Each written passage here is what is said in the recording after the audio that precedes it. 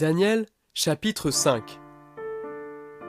Le roi Belshazzar donna un grand festin assez grand, au nombre de 1000, et il but du vin en présence de ces 1000. Belshazzar, après avoir goûté au vin, ordonna d'apporter les vases d'or et d'argent que son père, Nebuchadnezzar, avait enlevés du temple de Jérusalem, afin que le roi y boive ainsi que ses femmes, ses concubines et ses grands.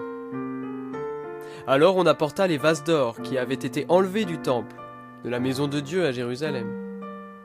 Et le roi, ses grands, ses femmes et ses concubines y burent. Ils burent du vin et ils louèrent les dieux d'or, d'argent, de bronze, de fer, de bois et de pierre.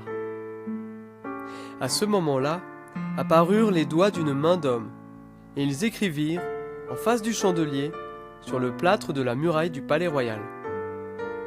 Le roi vit cette extrémité de main qui écrivait. Alors le roi pâlit, et ses pensées l'épouvantèrent. Les jointures de ses reins se relâchèrent, et ses genoux s'entrechoquaient. Le roi cria avec force de faire venir les astrologues, les chaldéens et les devins, et le roi prit la parole et dit aux sages de Babylone, « Quiconque lira cette écriture et m'en donnera l'explication sera revêtu de pourpre, portera un collier d'or à son cou, et aura la 3e place dans le gouvernement du royaume. » Tous les sages du roi entrèrent, mais ils ne purent pas lire l'écriture, ni en faire connaître l'explication au roi. Sur quoi le roi Belshazzar fut tout à fait épouvanté. Il pâlit et ses grands furent consternés. La reine, à cause des paroles du roi et de ses grands, entra dans la salle du festin et prit ainsi la parole. « Ô roi, vis à jamais, que tes pensées ne t'épouvantent pas, tu n'as pas besoin de pâlir. Il y a dans ton royaume un homme ayant en lui l'esprit des dieux saints. Et, du temps de ton père, on trouva chez lui des lumières, de l'intelligence et une sagesse semblable à la sagesse des dieux. Aussi, le roi Nebuchadnezzar, ton père, l'établit chef des magiciens, des astrologues, des chaldéens, des devins.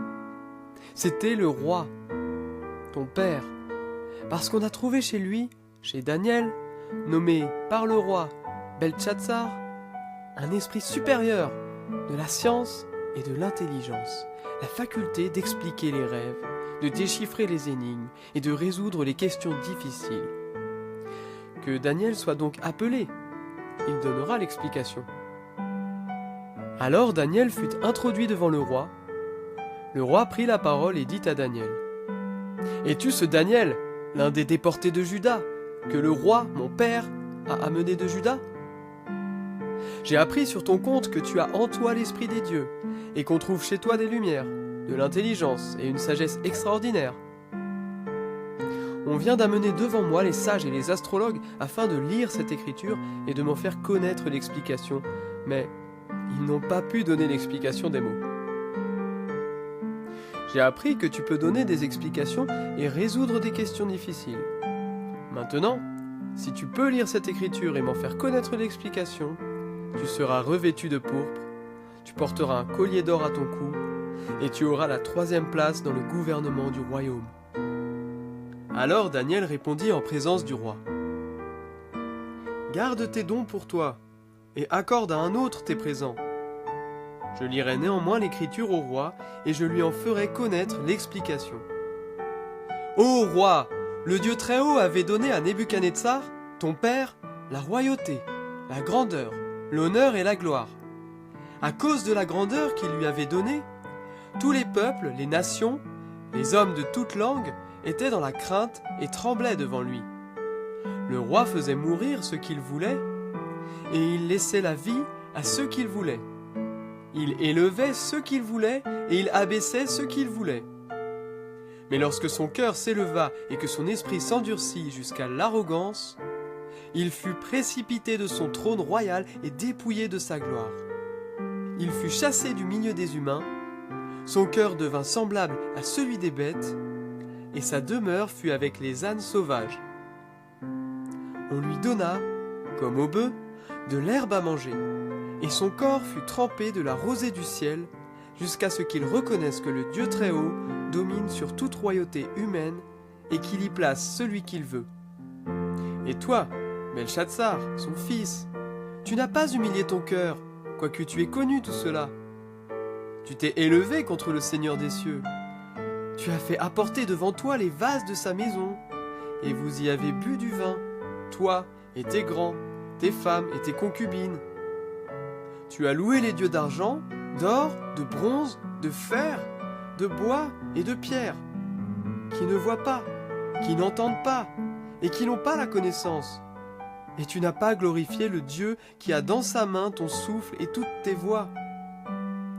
C'est pourquoi il a envoyé cette extrémité de main qui a tracé cette écriture. Voici l'écriture qui a été tracée. Menez, menez, Tekel et Parsin. Et voici l'explication de ces mots. Menez, Dieu a compté ton règne et y a mis fin. Tekel, tu as été pesé dans la balance et tu as été trouvé léger. Parsin, ton royaume sera divisé et donné aux Mèdes et aux Perses. Aussitôt, Belshazzar ordonna de revêtir Daniel de pourpre, de lui mettre au cou un collier d'or et de publier qu'il aurait la 3e place dans le gouvernement du royaume. Cette même nuit, Belshazzar, roi des Chaldéens, fut tué.